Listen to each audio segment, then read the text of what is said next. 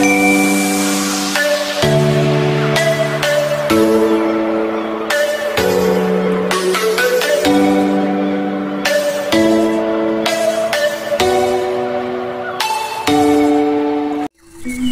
Swastiastu, halo apa kabar anak-anak? Hari ini kita akan belajar materi pendidikan agama Hindu dan budi pekerti.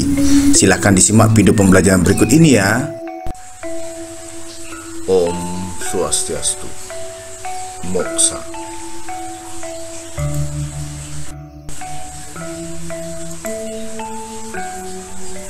Pengertian moksa.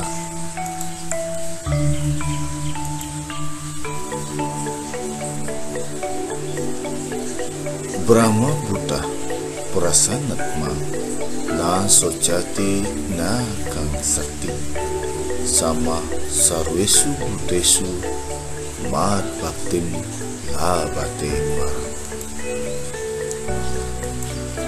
Terjemahannya adalah, setelah menjadi satu dengan Brahman, jiwanya tentram, tiada duka, tiada nafsu birahi, memandang semua makhluk insani sama, ia mencapai pengabdian kepadaku yang tertinggi.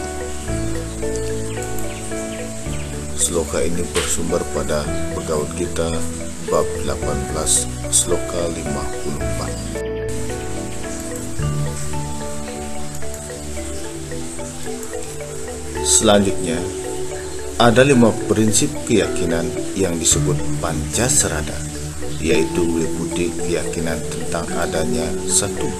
Brahman, 2. Atman, 3. Karma Bala, 4. Punarbawa, dan 5. Moksa. Agama Hindu merumuskan 4 tujuan hidup yang disebut dengan Catur Purusa Artha, yaitu 1. Dharma atau kebenaran, 2. Artha atau kesejahteraan, 3. Kama, keinginan atau kenikmatan duniawi, dan 4. Moksa, yaitu kebebasan sejati. Moksa dari akar kata moksha yang berarti membebaskan atau melepaskan. Kebebasan dalam pengertian moksa ialah terlepasnya Atman dari ikatan maya sehingga menyatu dengan Brahman. Moksanam sariram sadanam, yang artinya bahwa tubuh ini adalah sebagai alat untuk mencapai moksa.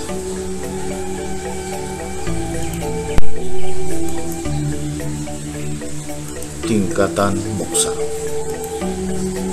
Moksa dapat dicapai oleh semua manusia, baik semasa hidup maupun setelah meninggal dunia. Dalam ajaran agama Hindu ada disebutkan beberapa tingkatan-tingkatan moksa berdasarkan keadaan Atma yang dihubungkan dengan Brahman. Adapun bagian-bagiannya dapat dijelaskan sebagai berikut. 1.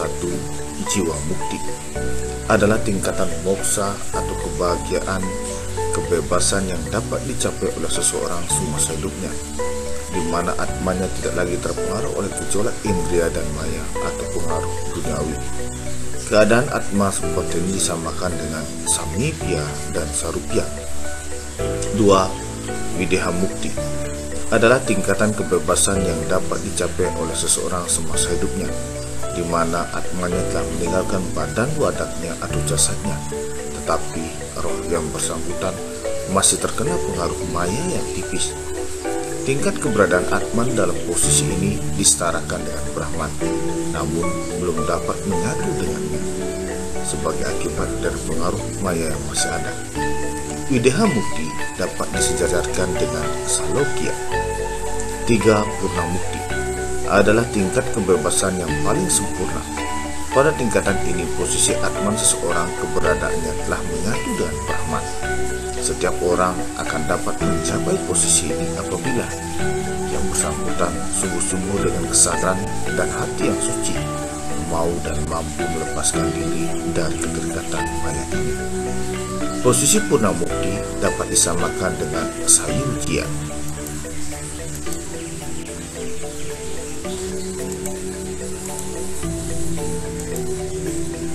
Selanjutnya, moksa dapat dibedakan menjadi 4 jenis, yaitu Samipya, Sarupya atau Sadarmya, Salokya, dan Sayujya.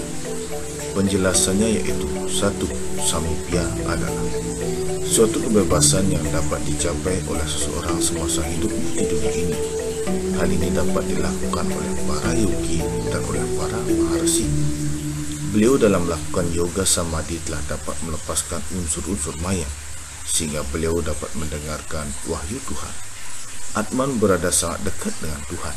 Setelah samadhi selesai, maka emosi, pikiran, dan organ jasmaninya aktif kembali. 2. Sarupya atau sadarnya adalah suatu kebebasan yang didapat oleh seseorang di dunia ini karena kelahirannya, di mana kedudukan Atman merupakan pancaran dari kemahakuasaan Tuhan, seperti halnya Sri Rama, Buddha, dan Sri Krishna. Atman tidak terikat oleh segala sesuatu yang ada di dunia ini. 3. Salokya adalah suatu kebebasan yang dapat dicapai oleh Atman, di mana Atman itu sendiri telah berada dalam posisi dan kesadaran yang sama dengan Tuhan. Dalam keadaan seperti itu, dapat dikatakan Atman telah mencapai tingkatan dewa. 4. Sayujya adalah suatu tingkatan kebebasan yang tertinggi di mana Atman telah dapat bersatu dengan Tuhan Yang Maha Esa, Brahman Atman Aikyam, yang artinya Atman dan Brahman sesungguhnya tunggal.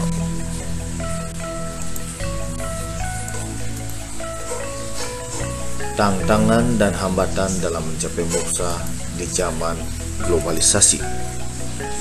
Tantangan yang pertama adalah kita harus mampu menjauhkan diri dari keterikatan materialistik. Selanjutnya, tantangan yang kedua adalah semestinya kita mampu mengutamakan aktivitas yang bernuansa spiritual.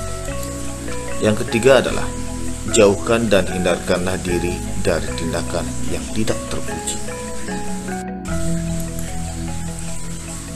Upaya dalam mengatasi hambatan dan tantangan dalam mencapai moksa di zaman globalisasi di antaranya adalah 1. Melaksanakan meditasi. 2. Mendalami ilmu pengetahuan. 3. Melaksanakan atau mewujudkan dharma. 4.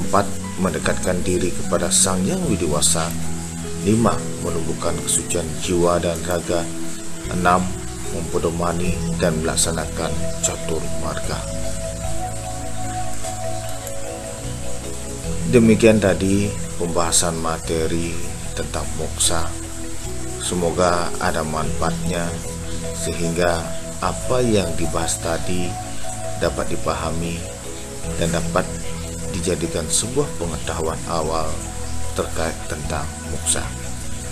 Mari kita akhiri pertemuan hari ini dengan mengaturkan Paramu Santi, Om Santi, Santi, Santi.